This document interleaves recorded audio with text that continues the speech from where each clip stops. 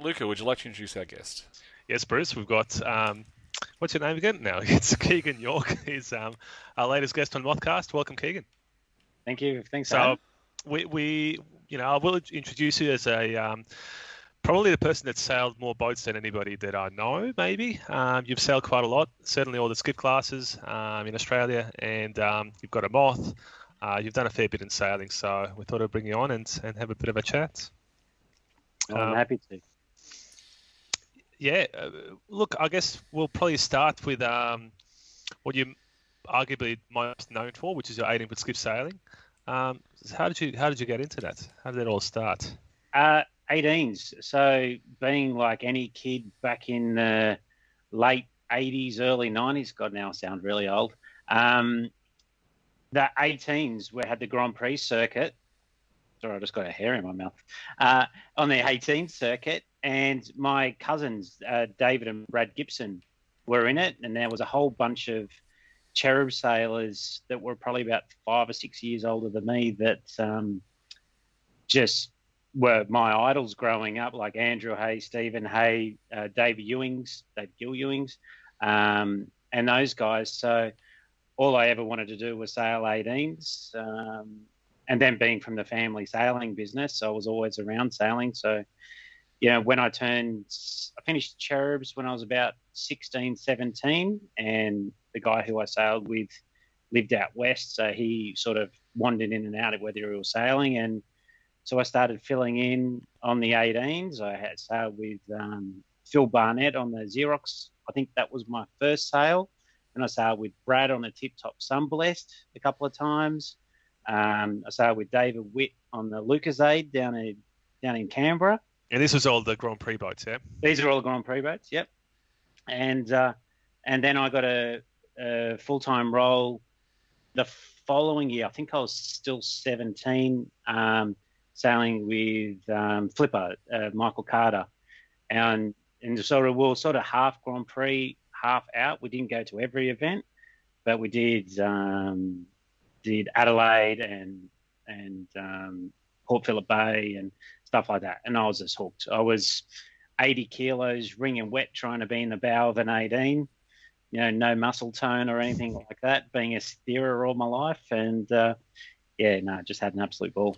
So my HFC didn't go very well. So Keegan, for those that aren't in Australia that aren't familiar with the 18s, can you just give a bit of a contrast of what it's like to sail on an 18 compared to the Moth? It would be a Moth would be, I would expect driving an F1 car, and an 18 would be doing truck racing. It's the best way to describe it. A lot of people ask me, why don't I pick one over the other? Because they're both fun. And I love doing both. Both are totally different.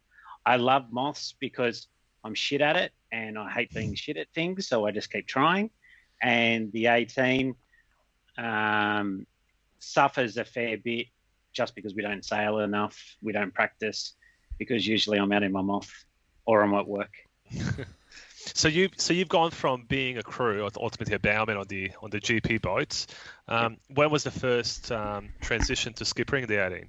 Okay, so there was a fair bit of transition. So I did have a year of steering back when the Grand Prix fell over, and then Rob Brown took it over. I had the Silent Night, I think it was the Silent Night Beds or the Scavello for a year. I think it was the Scavello. And I had that for a year. So we did Hamilton Island and Geelong and a few other ones when Brownie tried to get the circuit back up and running again. And then that sort of all fell over, and it was the same time as I had my first daughter. So I went back to 16s, and from then I crewed. I was obviously too big to steer a 16, so I sailed with Jack Andrew, who's my cousin, and a few other people along the way.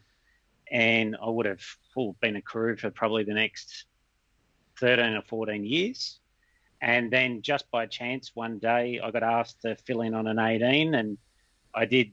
I went on and sailed on DeLonghi, went on the sheet with Simon Nern and at the time Jared Smith in the bow, and I probably did that for about 2 or 3 years, and then the itch came to start steering again, because obviously you can be a big steerer on an 18, and yeah, I got my own boat and we went off.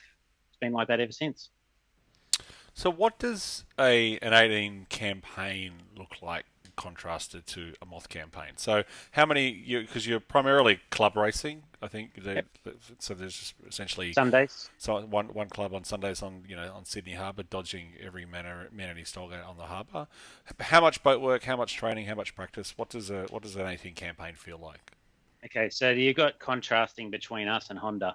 Obviously Honda's been the benchmark for the last few years.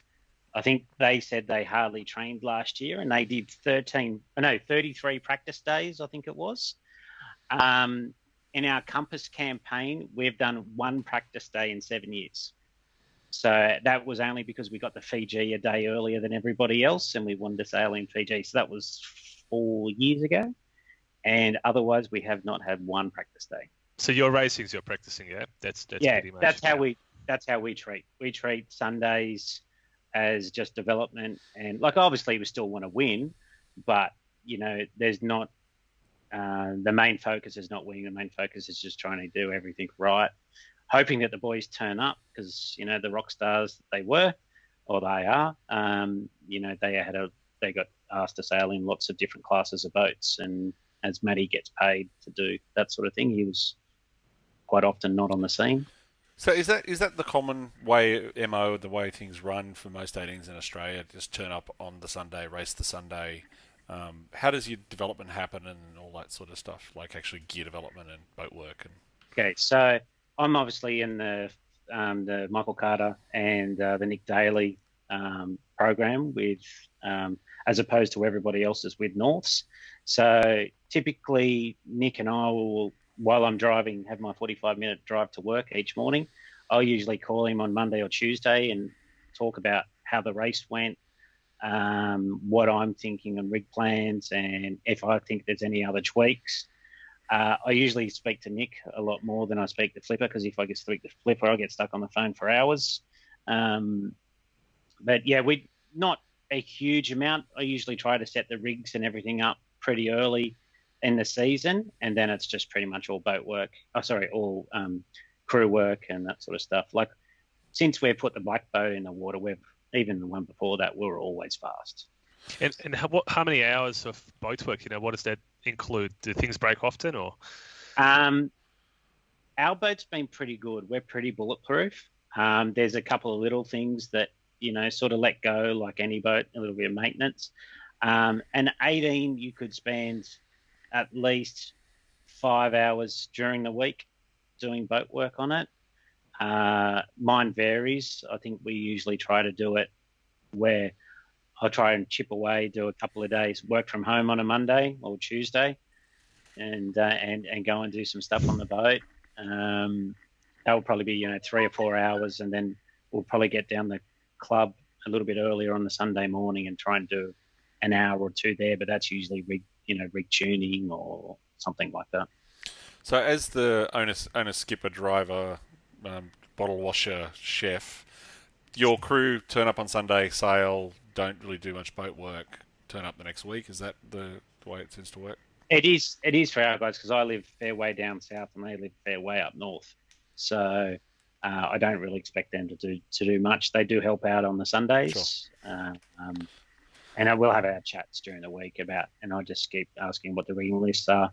And because they're young and I'm old, I try to look after them a fair bit and try not to give them too much of the tedious stuff. Just like you tend to look after the rest of the Moth fleet. So contrast that to your Moth. So you're on to your 17th Moth now? And isn't it funny, when I never actually wanted to get into mothing, I just wanted one to go chook racing on a Wednesday afternoon just to get wet. And everybody just laughed at me and goes, yeah. And literally, I think I bought Bruce, one of Bruce's old boats. So there was a high build, yeah. Yeah, a nice $2,000 boat. And worth every penny, but yeah. I sailed that, I think, the second time and said, this is shit. This boat's too slow. I need to get a new one. And then I bought in a Ninja from England because I couldn't get a Mach 2. I was trying to get a Mach 2, and it was before was that Sorrento? Is that where it was? No, it was before. It was before, but yeah, it was the time where everybody wanted one. Yeah, everyone wanted a Mach. Everyone wanted a Mach 2, and I couldn't get one. So I got the Ninja. Then I was over in Aspen snowboarding, and the Monstro became available at St George, so I bought the Monstro. Got that when I got back. So this is from Nathan. You bought that? Yeah, I think it was. Was that the so just you've had too many Monstros. So you've had 2 Monstros. Yeah, no, sorry, it wasn't a Nathan one. The Yeah, it was Nathan the one. Clive came one. This from was the Bermuda. CSD one, right? That was the CST one. Right. It's the white one. The white one. And So then you bought Nathan's one after that. But I only bought it because I wanted the extra foil. Yeah. So I bought that, shipped it in from. Nathan was very kind and got Artemis to get it out of Bermuda, or otherwise I would have made a very big error. That would have been cost too much to get it out of there. So can I just pause there? There's a really funny story when it comes to the Monstros, the Monstro fleet, and you owning 90% of them. So you bought Clive's boat, which was white, Yep. right? Then Dave's original boat was painted red, white, and grey, right? Which is as he sailed it, which there's some videos where Nathan had the Monstro you can see with that colour scheme from 1G. Then that got flown to the US. That got repainted in Artemis blue. You repainted the white boat because you like the colour scheme of Nathan's red boat. So you repainted the white boat to be the old red colour scheme. I like the colour of the Monstro in Artemis blue, so I painted mine in that Artemis blue. Then you bought Nathan's boat and flew it back to the country. So all of a sudden we had 3 Monstros, 2 of them in Artemis blue, which is still at the club, and this boat that used to be white that got repainted the same colour scheme of the boat that was next to it that was now. It's just confusing. But there was a reason why it went to the painters, if we all remember that.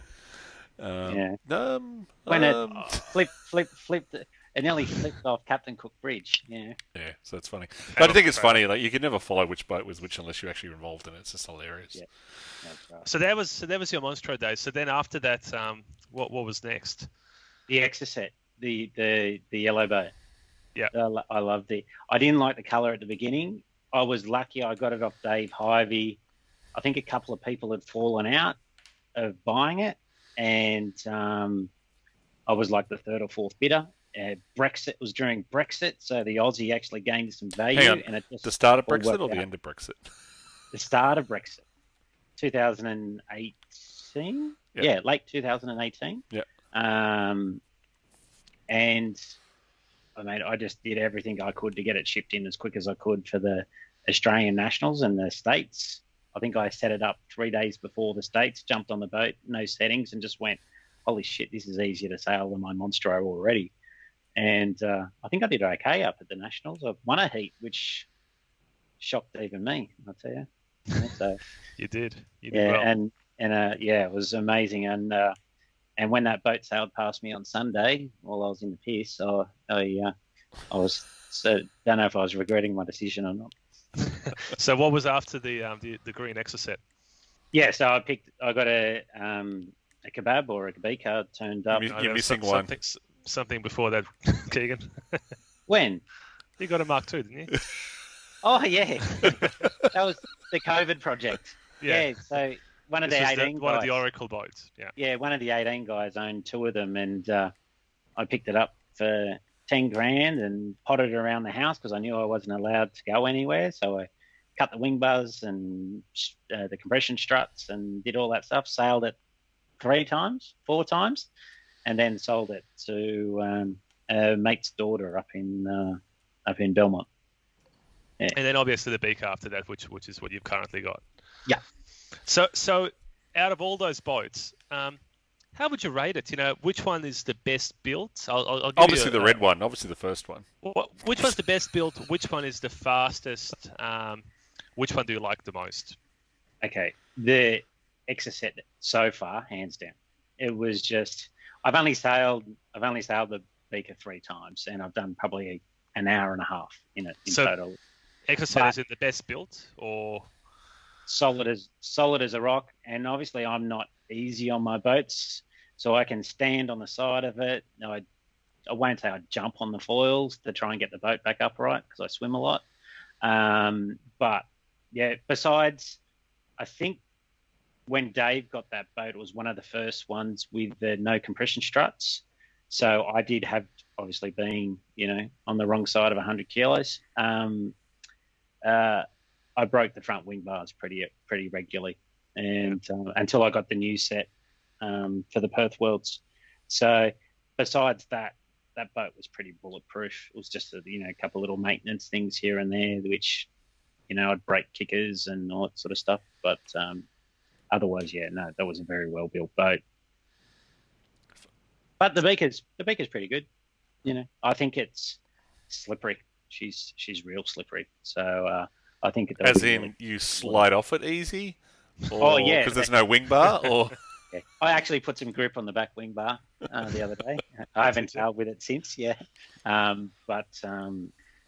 just through the water. I went out on Saturday in about a 15 to 20 knot building Wesley, which is our wildest wind here in Sydney, and I was clocking past Pelican Gut, pretty quick. She was slippery. Yeah. So arguably, not sure which one's the quickest, I guess, yet between the Exocet and the Bieker. Not yet. Not yet. Yeah.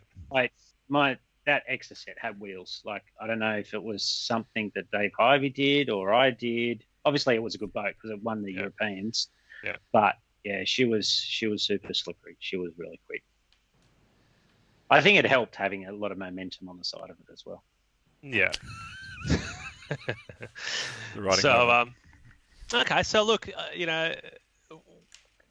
having started with your history of all sorts of boats that you've sailed, what else have you sailed? You've sailed a lot of classes. Oh, what sticks in your mind as good and fun? Flying ants and cherubs as a kid. Growing up. Obviously, being part of the Riley family, you're pretty well known everywhere you went, so it wasn't hard to get a ride anywhere. I've sailed Inglings, Solings, Etchells. I've only sailed an Etchell once, actually, funnily enough. And I even took the wife out on it. Sky Riders, Flying Ants, Cherubs, MG14s, NSs. And I can see someone in Europe going, "What the hell are all those boats?" A few yachts. No, I haven't really done much yacht racing. Yeah. I don't think I'm old enough to do that and take that seriously yet. Obviously, the 18s, 16s, Taser. When I was a kid, if anybody asked me to sail, I'd sail anything. I used to sail the Flying Ant in the morning. Used to come in, about 12:30, 1 o'clock. And now I hadn't even hit the beach yet, and Dad was already yelling at me that I got to go and steer a 16 or something. 13 years of age, So, I'd sail whatever I could, and then just pass out at night and go to sleep and do it all again the next day. So I'd be doing our listeners and viewers a disservice if I let this conversation go too far into why you don't sail yachts. I'm going to bring you back to Moths, and specifically, you've got a really fast Exocet that's on the pace that is, has won heats of the Nationals, third day out. What goes through your mind in the decision to sell that package and move onto a Bieker?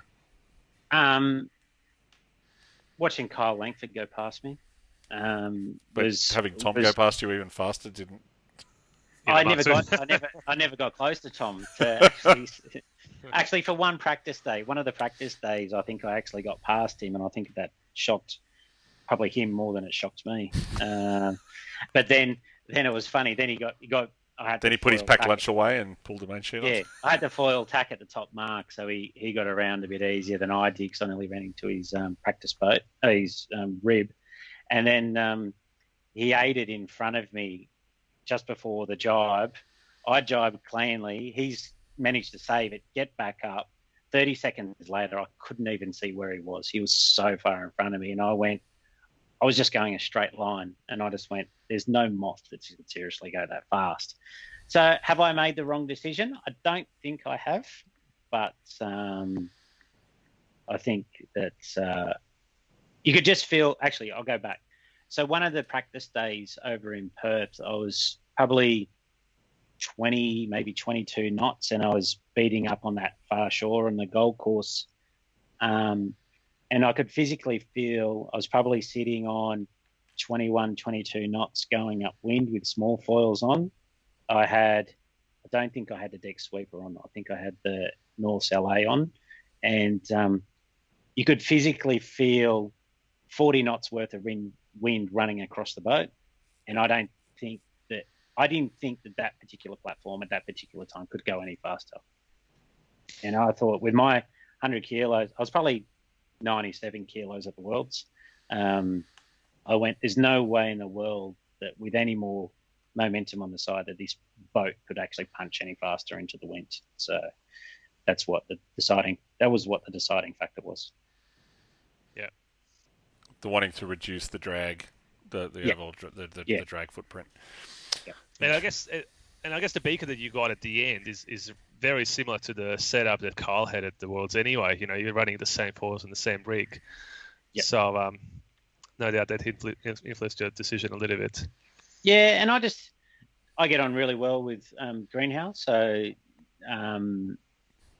to not get a Norths was probably even a little bit surprising to me. I was just talking to Chris one day up at Doyle's Lake Macquarie, and he said he had some on the floor. It was coming into COVID, so I just jumped on it at the time, and seems like a pretty quick sale. Sets up really different to a Norths. Amazingly. So what is different? You know, let's go into that. Funny, I was talking about it with Kyle Langford this morning. It runs stiffer masts, so it runs a stiff and a stiff from the CSTs. From the Topo range, yeah. From the Topo range, yep.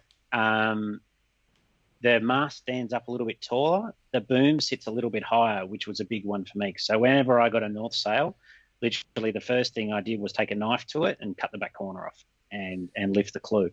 So I saw with Kyle, he already ran with quite a high boom. So I thought that's going to be better for me. And that was the initial setup. So yeah, super stiff mast. I'm actually thinking about seeing if CST can make me an even stiffer one. So presumably less luff round in the sail, and supposedly the luff round's not that much different.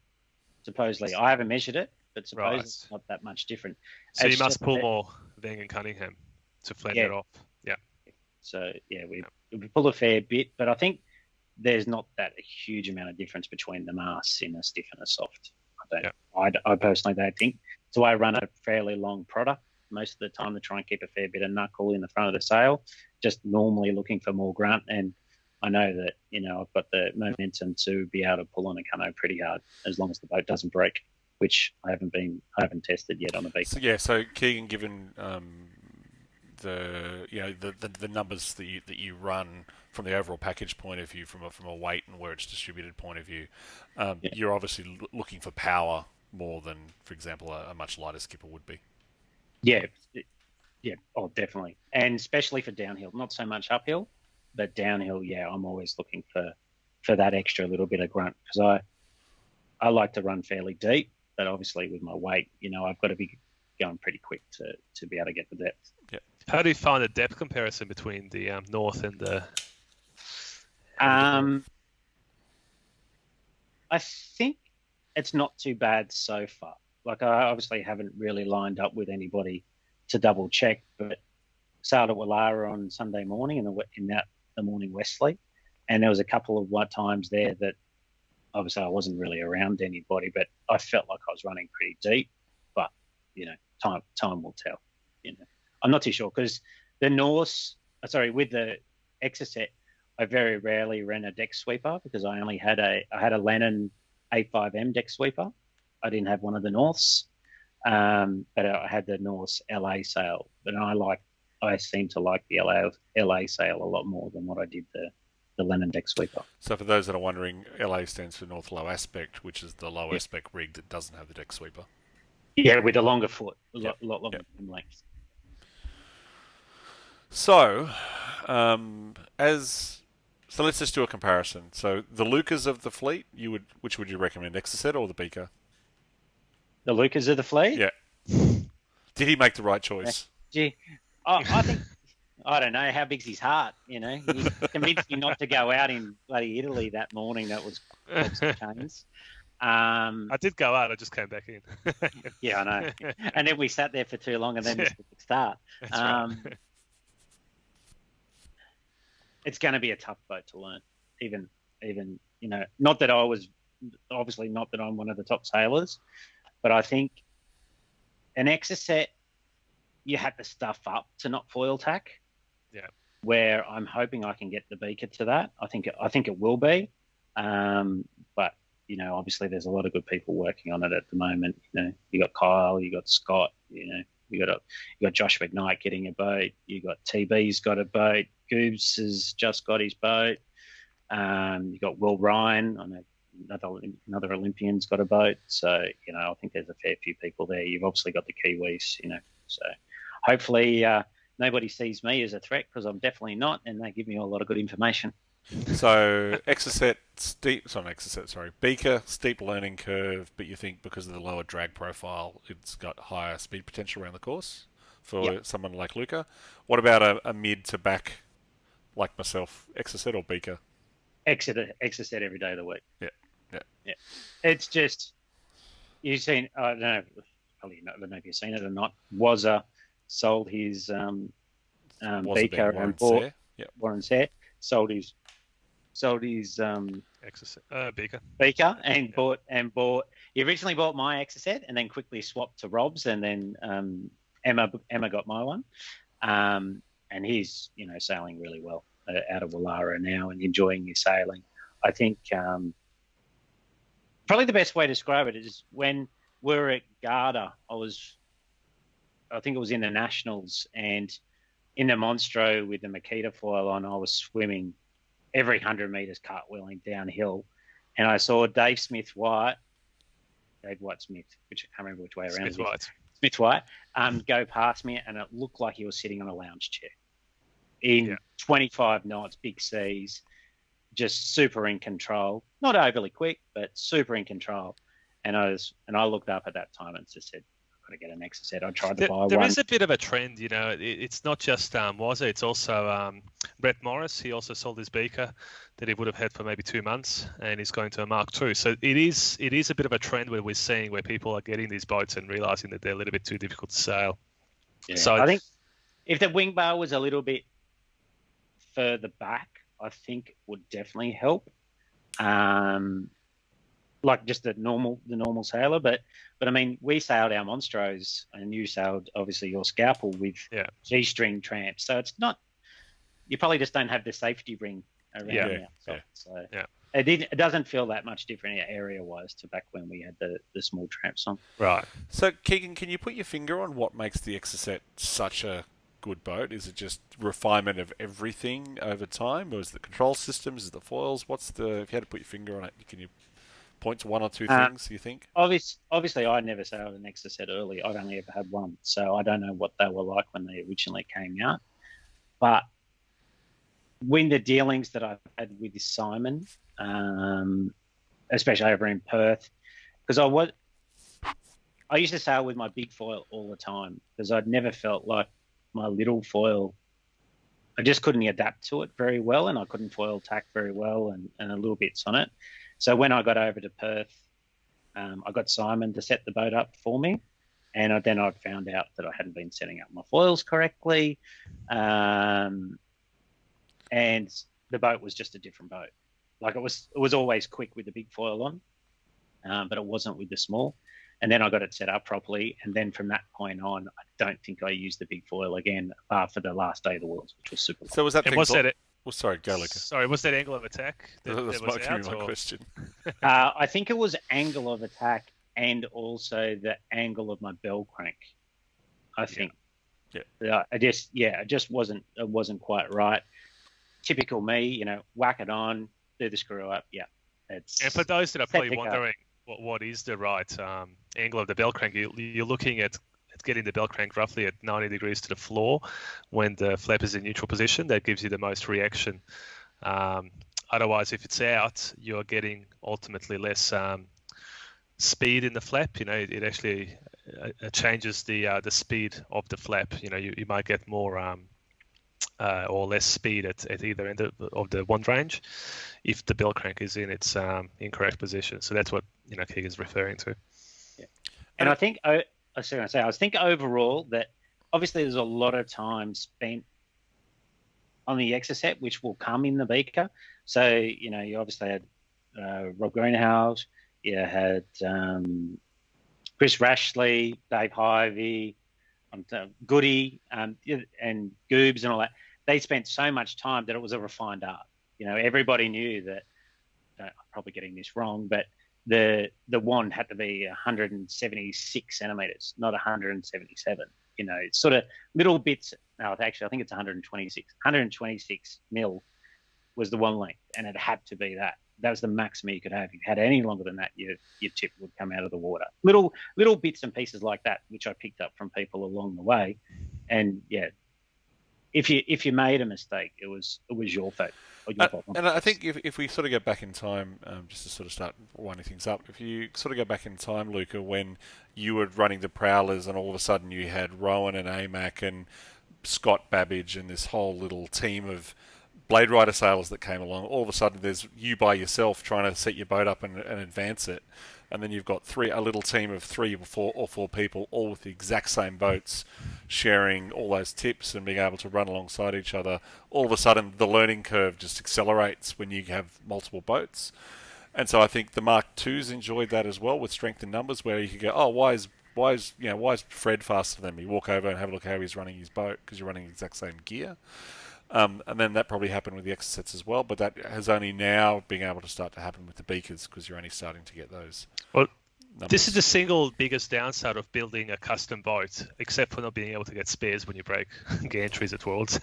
but one of the big things that I found with a custom boat is that it's all up to you.